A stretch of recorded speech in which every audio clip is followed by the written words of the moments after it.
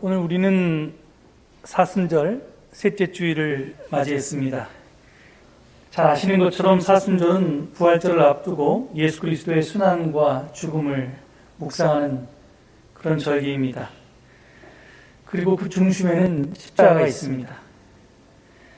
제가 이 교회락에 따른 성서일과 표에서 서신서를 본문으로 쭉 설교하고 있는데요. 오늘 주어진 본문 23절을 보면 바울은 우리는 십자가에 달리신 그리스도를 전한다라고 말하고 있습니다. 바울은 그냥 그리스도를 전한다고 말하지 않았습니다. 십자가에 달리신 그리스도를 전한다고 말했습니다. 그러니까 그리스도 앞에 십자가에 달리신이라고 하는 수식어가 붙어 있습니다. 또 이어지는 본문 24절을 보면 이 그리스도는 하나님의 능력이요 하나님의 지혜이다 라고 말합니다. 여기서 이 그리스도는 이가 뜻하는 바는 십자가에 달리신 그리스도를 가리킵니다. 나아가서 오늘 본문에는 포함되어 있지만 그 뒤에 나오는 고린도 전서 2장 2절에 보면 바울은 나는 예수 그리스도 곧 십자가에 달리신 그분밖에는 아무것도 알지 않기로 작정했다고 힘주어 말하고 있습니다. 이렇듯 바울에게 있어서 예수 그리스도는 십자가에 달리신 분의 다름 아닙니다. 만약에 예수가 십자가에 달리지 않았다면 예수는 그리스도가 아니었을 것입니다.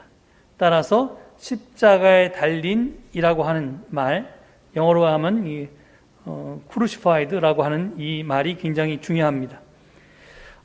이 말 속에 바울이 전하는 복음의 핵심이 집약되어 있습니다. 실제로 십자가 없는 복음은 복음이 아니고요. 십자가 없는 기독교는 기독교가 아닐 것입니다. 그런데 바울에게 그토록 중요했던 십자가에 달린 그리스도가 당시 유대인들에게는 거리낌이었고 이방인들에게는 어리석은 일이었다고 본문 23절 하반절은 증언합니다. 제가 그 이유는 여러 차례 말씀드린 바 있습니다. 십자가는 이게 특별한 사형 틀이었기 때문에 그렇습니다. 당시 로마 제국은 아무나 이 십자가에 처형하지 않았습니다. 로마 제국의 통치나 질서에 반역한 사람만 그렇게 했습니다. 십자가형은 그 처형 방식이 아주 공개적이었고, 그러니까 이제 우리로 얘기하면 사거리 같은데 사람들 많이 왕래하는 곳에 높이 그렇게 어디서나 볼 수 있는 높은 장소에서 그렇게 공개적으로 그 처형을 했고, 그리고 목을 자르는 단두대나 아니면 목을 매다는 교수대, 이것은 사형을 하면 바로 죽잖아요. 이렇게 금방 죽는 것과 달리 아주 천천히 조금씩 오랜 시간에 걸려서 죽음에 이르게 했습니다. 따라서 그 죽음의 과정이 매우 고통스러웠습니다. 여러분 멜 깁슨이 만들었던 영화 패션 오브 크라이스트를 보셨으면 그걸 아마 상상해 가실 겁니다. 한마디로 말해서 십자가형은 국가가 자행했던 고문이고 테러였습니다. 그러므로 십자가형이 주는 교훈은 분명했습니다. 까불지 말아라. 이런 꼴 당하고 싶지 않으면 감히 제국의 권위에 도전하지 말아라. 꿈도 꾸지 말아라. 이런 메시지였습니다. 그렇습니다. 예수님께서는 그냥 죽은 것이 아니었습니다. 백색 테러로 살해당한 것도 아닙니다. 예수님을 단순하게 굉장히 귀찮은 존재니까 없애버려야겠다 그랬으면 몰래 뒤쫓다가 으슥한 골목에서 이렇게 그 당시에 젤로 땅들이 많이 그랬던 것처럼 그냥 칼로 암살을 아무도 모르게 하고 지나갈 수도 있었을 텐데 그런 방법을 쓰지 않았다는 겁니다. 예수께서는 로마 제국의 지배에 도전하고 저항했기 때문에 로마 제국의 당국자와 그 하수인인 성전 당국자들에 의해서 십자가형에 처해졌습니다. 따라서 십자가에 달리신 그리스도를 전한다는 것은 예수는 반제국적인 인물이었으며 바울의 복음은 반제국적인 복음이라고 하는 것을 우리에게 웅변해 줍니다. 이것은 바울의 또 다른 핵심 메시지, 예수 그리스도가 주님이다라고 하는 선언에서도 분명히 나타난다고 했습니다. 이 말은 나는 당시의 모든 사람들이 주님이라고, 주라고 그렇게 알고 있는 로마의 황제를 나의 주로 삼지 않겠다. 여기 보면 이제 이 정관사 더가 쓰여지는데요. 그러니까 더 로드라고 이렇게 합니다. 그러니까 이제 유일한 주라는 거죠. 그러니까 세상에 주는 한 명밖에 없다. 예수 그리스도밖에, 이런 뜻입니다. 그러니까 나는 황제가 나에게 주가 아니고 나는 그러므로 황제에 충성하지 않겠다라고 하는 공개적인 반항이었습니다.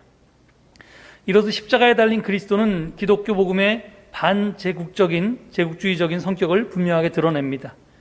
기독교 신앙은 다른 어떤 것이 아닌 바로 이 십자가로부터 출발했던 것입니다. 따라서 기독교 신앙은 그 출발에서부터 로마 제국에 반대했습니다. 그래서 제가 작년 이맘때 이 독일 전후문학의 대표자인 귄터 그라스의 소설 양철북에 등장하는 이 오스카라고 하는 그 어른아이죠. 다 큰 아이 오스카를 예로 들면서 기독교는 세상이, 그리고 세상 사람들이 만들어내는 정박자에 대해서 엇박자를 내는 소리라고 그렇게 소개했던 적이 있었습니다.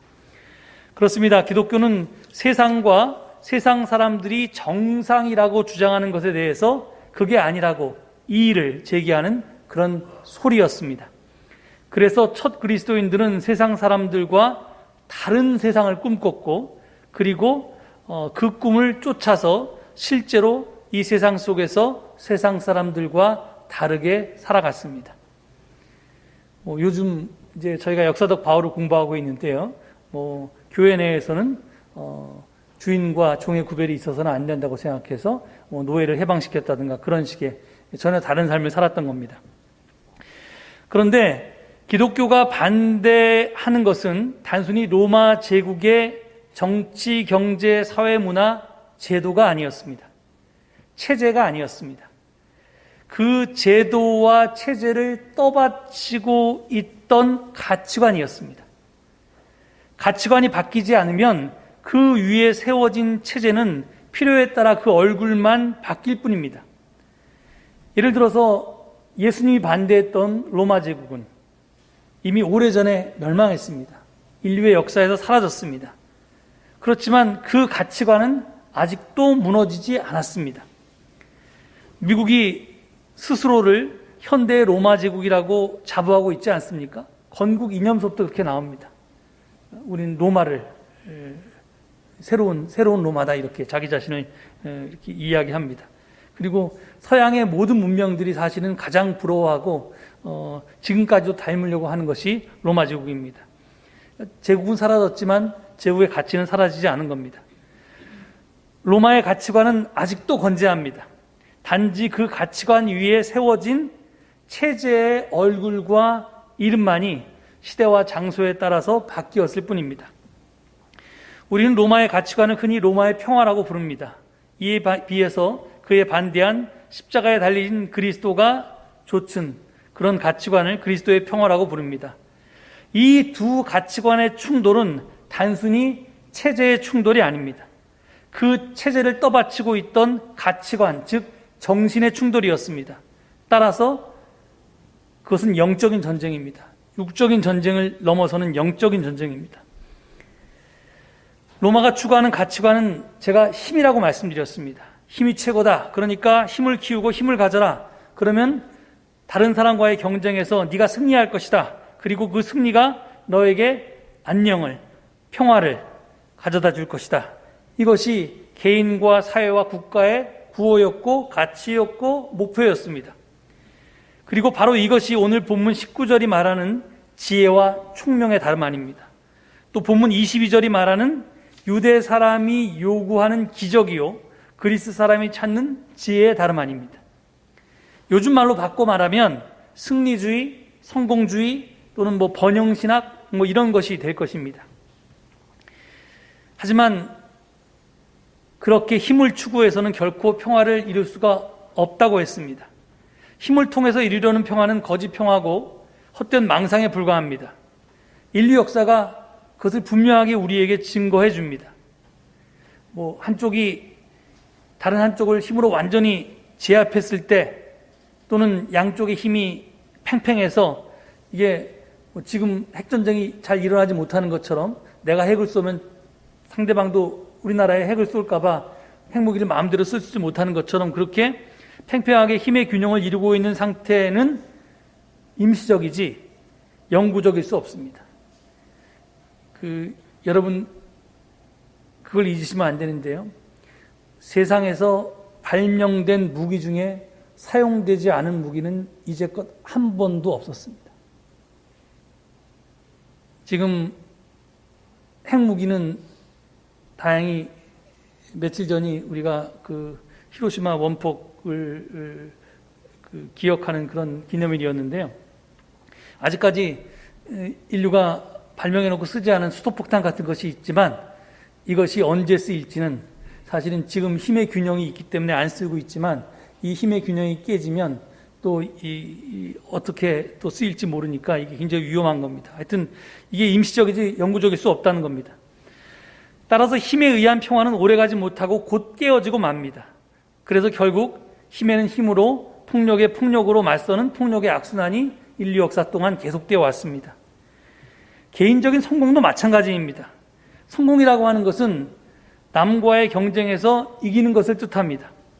그러니까 나보다 더 높은 자리, 나보다 더 많은 재와 나보다 더 큰 권력을 가진 사람을 내가 만나게 되면 경쟁심이 생깁니다. 그래서 그와 경쟁해서 다행히 이기면 성취감이 들겠지만 지면 패배감 때문에 불행합니다. 또 열등감이 들기도 합니다. 그런데 그러면 이 성취감 때문에 행복한 사람은 그 행복이 영원하냐? 절대로 그렇지 않지요. 성취감으로 인한 행복은 아주 잠깐입니다. 곧 또 다른 경쟁자가 등장하고요. 그러면 또 그와 경쟁 상태에 들어가야 합니다. 전쟁에 빠져들게 되는 겁니다.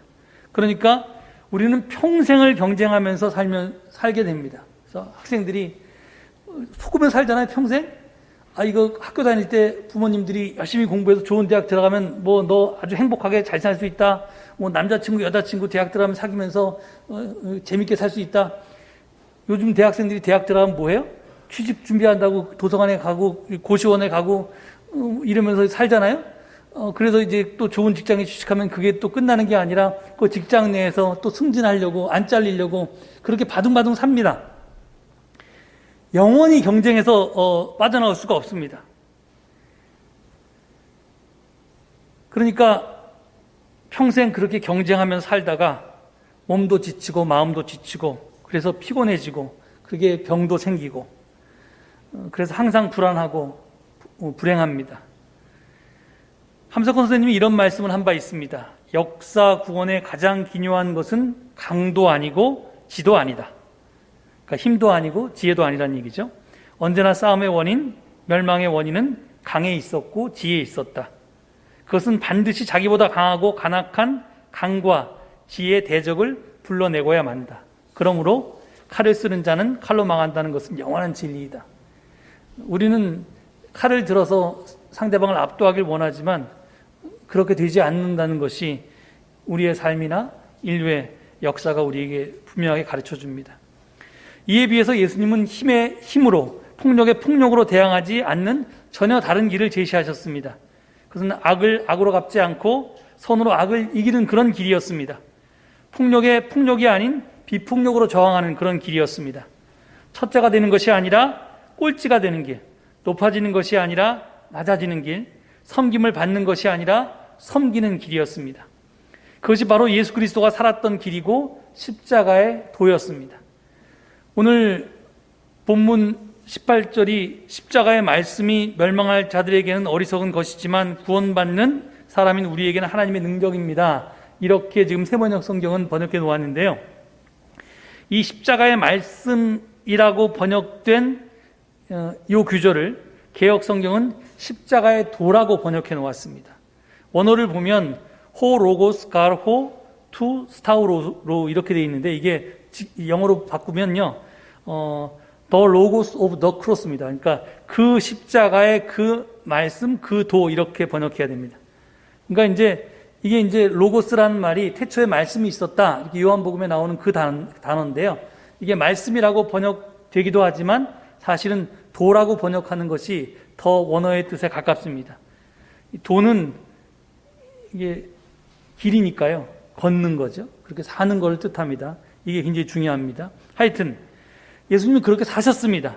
그래서 바로 그것이 로마의 평화, 팍스 로마나의 라고 하는 소리가 세상이 다 그것이 옳다고 그렇게 박자를 딱딱딱딱 맞춰서 세계가 그 박자에 맞춰서 행군을 하는데 이 세상에 내는 그 정박자에 맞선 예수의 엇박자, 즉 그리스도의 평화, 팍스 크리스티였습니다.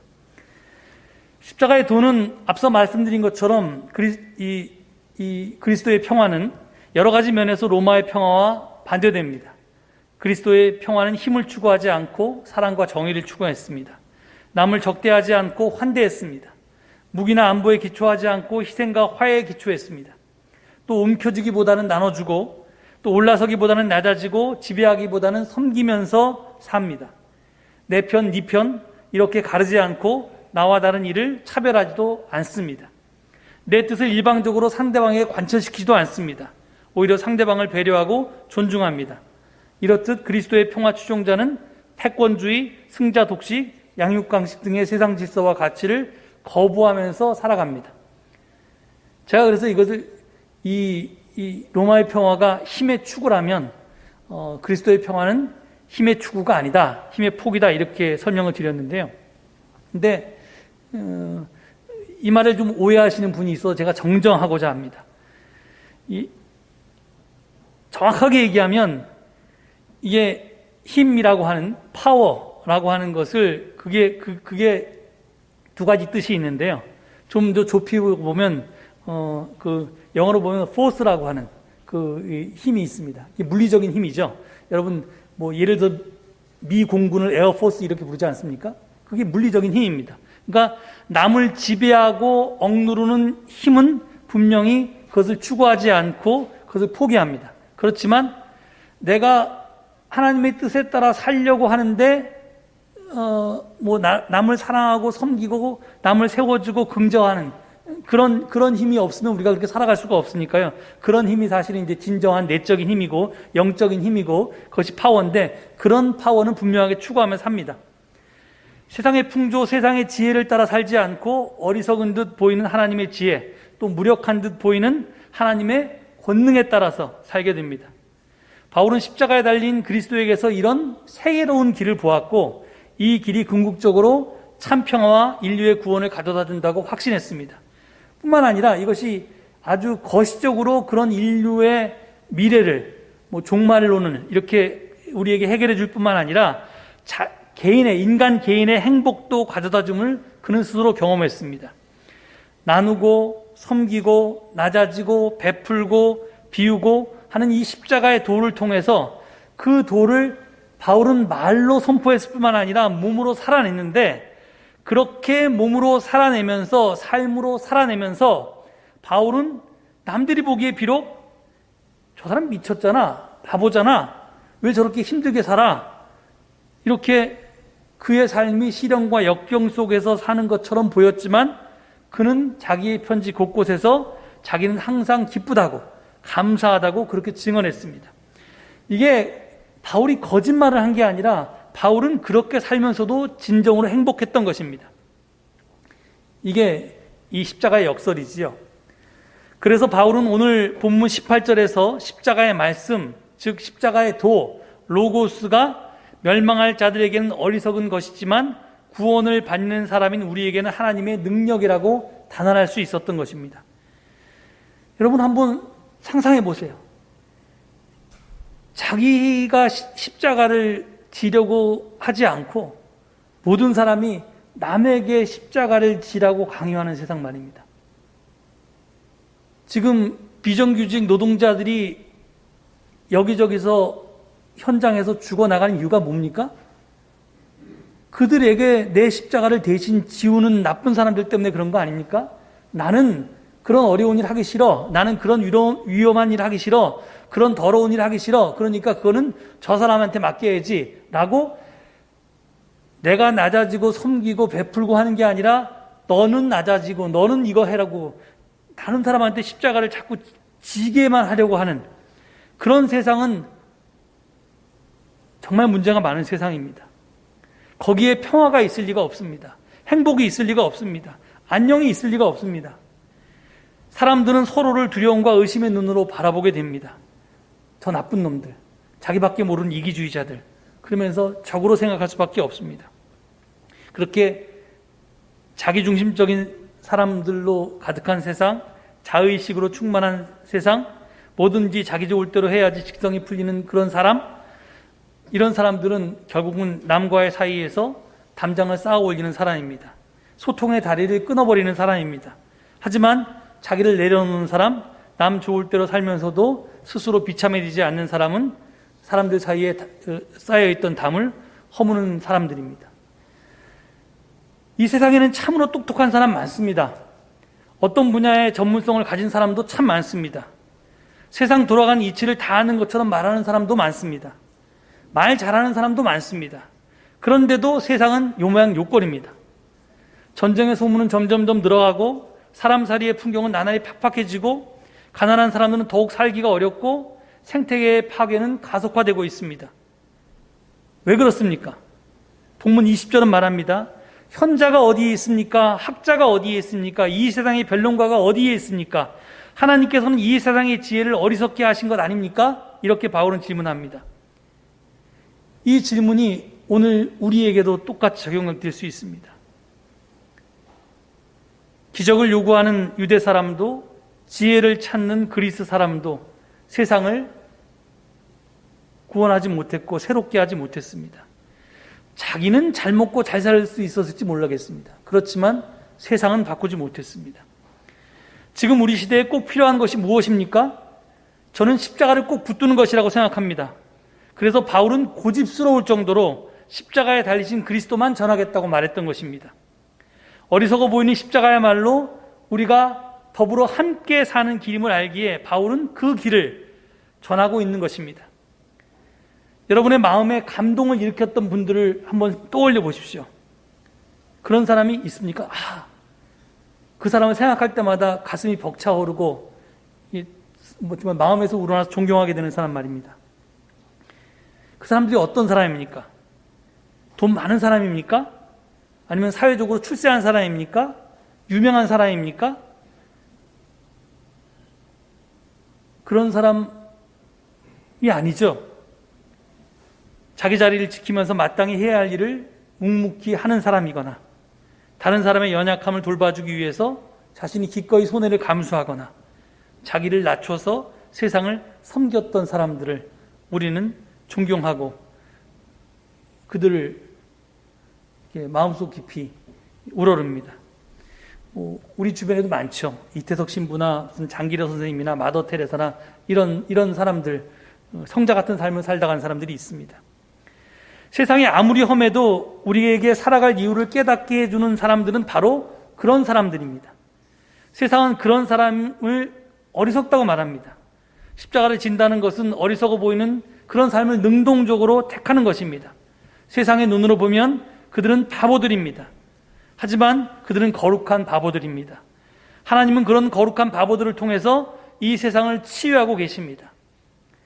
시인 박노해가 거룩한 바보처럼이란 시에서 이렇게 노래한 바 있습니다. 진리를 말하는 사람이 있고 진리를 살아가는 사람이 있다. 하나님을 말하는 사람이 있고 하나님을 느끼게 하는 사람이 있다. 사랑한다고 말하지 않지만 사랑으로 자신을 내어주는 이가 있다. 거룩한 바보처럼 사랑의 바보처럼. 바울은 그리스도가 아니라 십자가에 달리신 그리스도를 전한다고 했다고 했습니다.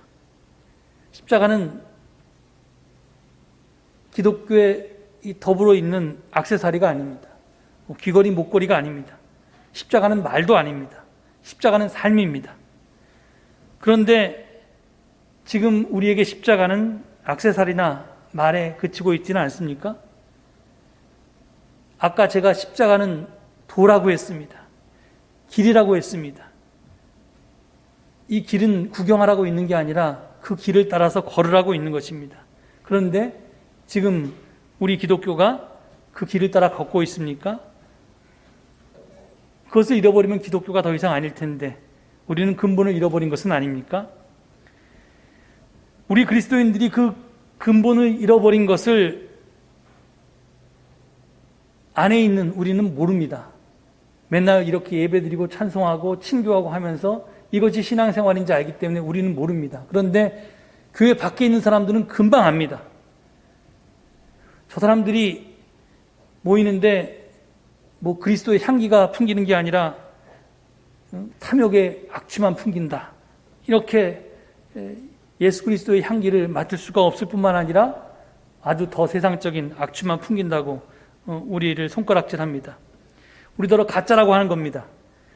여기에 대해서 우리 교회는 할 말이 없습니다.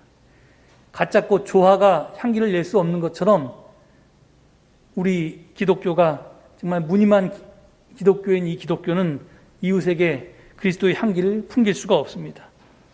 이제 정말로 다시 시작해야 합니다. 그래서 우리는 십자가의 도를 살아내야 합니다.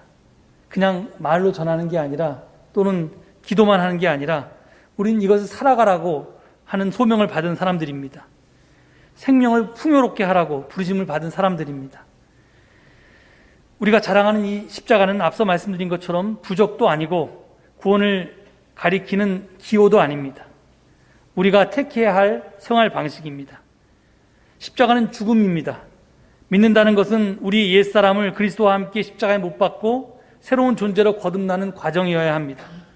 죽어야 삽니다. 교회도 마찬가지입니다. 제가 아까 앞서 소개한 것처럼 정말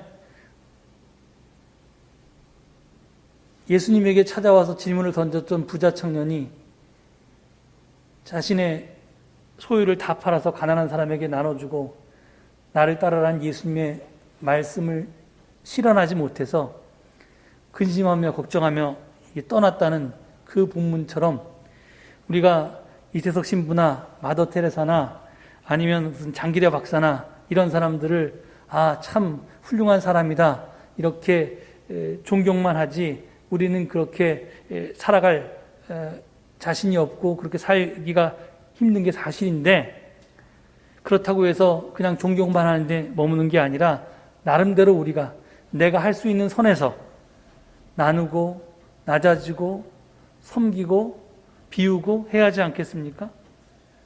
저는 우리가 지금 전개하고 있는 이 사순절의 탄소금식도 그런 일이 하나라고 생각합니다. 물론 여러 가지 이유시지만 이게 나만 잘 먹고 잘 살겠다고 지금 이 일을 하는 게 아니지 않습니까? 우리의 후손들을 위해서, 나의 이웃들을 위해서. 나는 뭐 가진 게 있기 때문에 날씨가 더워지면 에어컨도 사고 날씨가 추워지면 뭐 따뜻한 데에서 난방 쓸 수 있지만 그렇지 못한 지역에 사는 사람들, 그렇지 못한 형편에 있는 사람들을 위해서 이 지구 환경을 지키고 함께 더불어 사는 세상을 만들기 위해서 내가 기꺼이 덜 쓰고 나누고 재활용하고 그리고 비우고 그렇게 살겠다. 우리가 할 수 있을 만큼 실천한 이 일도 저는 십자가를 지는 일 중에 하나라고 생각합니다. 저는 이 아름다운 계절에, 이 복된 사순절의 계절에 우리가 십자가 지는 훈련을 정말 철저히 할 수 있기를 바랍니다. 부자청년처럼 우리가 모든 것을 다 팔아서 가난한 사람에게 나눠줄 수는 없을 것입니다. 그런 십자가를 질 만큼의 깜냥이 우리는 안 될지 모릅니다. 하지만